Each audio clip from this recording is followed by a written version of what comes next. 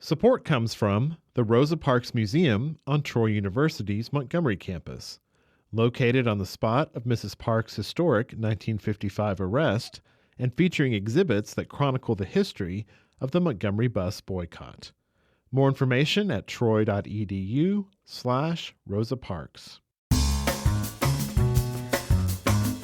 From Troy Public Radio, this is In Focus, and I'm Carolyn Hutchison. As America's 250th celebration continues, Jake Tiger shares the American Indian perspective as a member of the Seminole Nation of Oklahoma. He is often in our tri-state coverage area, starring in documentary films and working with schools and museums.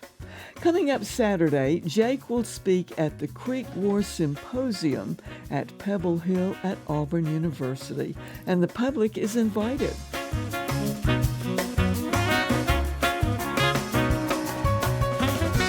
Jake Tiger, welcome to Troy Public Radio. Thank you for having me on.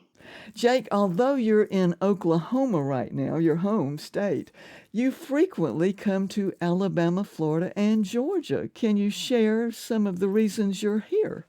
I come to the Southeast pretty often, and mostly because I do a lot of historical research and historical interpretations at historic sites. I work with a lot of archaeological sites as well, museums and universities. Very often people will see me roaming around places like Tuscaloosa or Donaldsonville in Georgia or Tallahassee, Florida or Wetumpka, Alabama. So I'm all over the place in the Southeast. And in Donaldsonville, Georgia, recently, what did you do there? My good friend, Superintendent Mark Ernest, invited me out, and so I stayed in Donaldsonville for a week and McFadden Nature Center. I was there back in November, and I had dressed out in my early 19th century Seminole clothing, and Superintendent Ernest asked me to make a Seminole outfit for them in the school. So I have one of my works over in the school right now, and I'm actually working on another piece, making a woman's outfit for the schools. I love every aspect of history, if it's in film, if it's in print, or if it's in lectures or living history, showing people stuff that I've researched through museum collections and portraits. I recreate a lot of these pieces that haven't been made in 200, 300 years, and I'm actually going back further now into the pre-contact era, just to show people that our material culture was constantly changing, but it's all deeply rooted in our own imagery because we put our own designs into it that goes back to traditional tattooing and shell carving and how that became beadwork. I make tools and weaponry, and there's such a broad spectrum of things that we can show the public. We had clay pottery, we had bison hides. On the website, the National Park Service Horseshoe Bend website, you are pictured, and you have on a turban, not a war bonnet. I'm wearing a 19th century turban, which is essentially just two handkerchiefs. I'm either wearing eagle feathers and ostrich plumes, I believe. That was very typical wear of Southeastern American Indian men. There was a point in time that the Southeastern people did have war bonnets. Now, they were a lot different than what you would see from the Buffalo Bills Wild West shows. But there is, from another tribe in the Southeast, the Choctaws actually had one kind of similar to the Plains, a lot smaller, but we do know that because there's an image of Choctaws wearing those in the early 1700s. And there's one similar to that in the Bromley Museum in Paris. But the one I have on, these are trade items of the 19th century. Coming up on Saturday, the Creek War Symposium in Auburn at Pebble Hill. What will you be doing?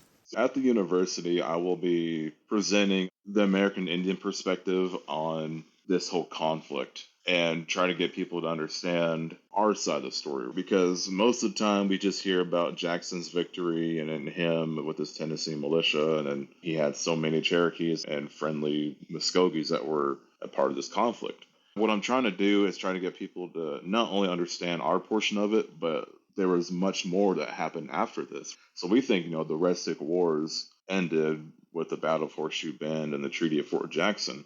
But my understanding is the Red Stick War was essentially the predecessor to the Seminole Wars that had started in 1817 and going all the way up to 1858. We weren't fighting for our own status. We were fighting to protect our lands and families. And so trying to get people to understand that, because that's not going to be in your high school curriculum and the textbooks. From the way I see it, that's an injustice on history, because if you want history to be told correctly, you have to tell every single side of the story, not just one that makes people feel comfortable.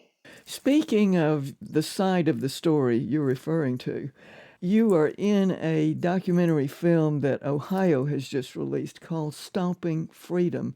Is that what this is about? The Native American side of the story?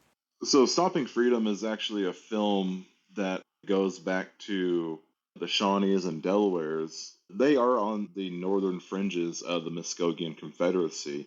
Funny enough, this story actually kind of ties into Muskogee history because one of our actors, his name is Tondi, but he plays Tecumseh. And we all know that Tecumseh actually came to Togabuchee in Alabama, asked the Muskogees to join his fight.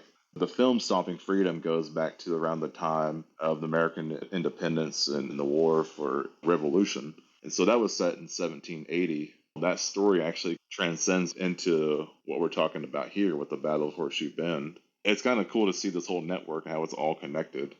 I noticed that the Seminoles of Florida describe themselves as unconquered people. Yet you are from Oklahoma. Can you tell us more about both? So the Oklahoma Seminoles, so we have the majority of the population of Seminole people. Most of us were the ones that were removed as prisoners of war. Not just the men, but the women and children and elders were put in chains and shackles and sent from the western coast of Florida and sent to the Gulf of Mexico and then going into Louisiana and New Orleans and going out to Fort Smith and Little Rock and then arriving to Fort Gibson in Indian Territory. That was a 20-year process of removal. So there was a much smaller population of Seminole Indians that were left in South Florida. And so they were able to evade that conflict and go into the Everglades where the U.S. Army could traverse through there and capture these people. So there was a small population that stayed there. Now you have two federally recognized tribes of Seminole peoples from two different land bases, the Seminole Tribe of Florida and the majority, which is the Seminole Nation of Oklahoma. You told me that you have been working in a documentary film about Jim Boy. Jim Boy was actually a Muskogee, but he was in the Seminole Wars. Unfortunately, he was on the wrong side of the Seminole Wars. But we were working on this film in Alabama 2 weekends ago. We were going around and finding the town site of Atossi and Thopthaco and Thawathley.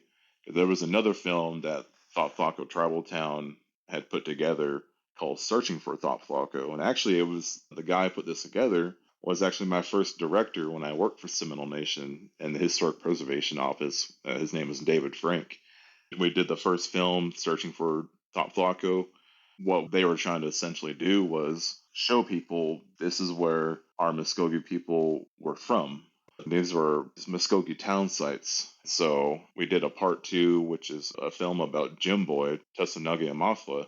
They were hoping to have a screening of this film in Tallahassee, Alabama in October. We will look forward to that. Can we visit again? This has been a fascinating look into a different side of America's 250th and the whole story of what was North America originally. Yeah, absolutely. I would love to further that conversation. Great.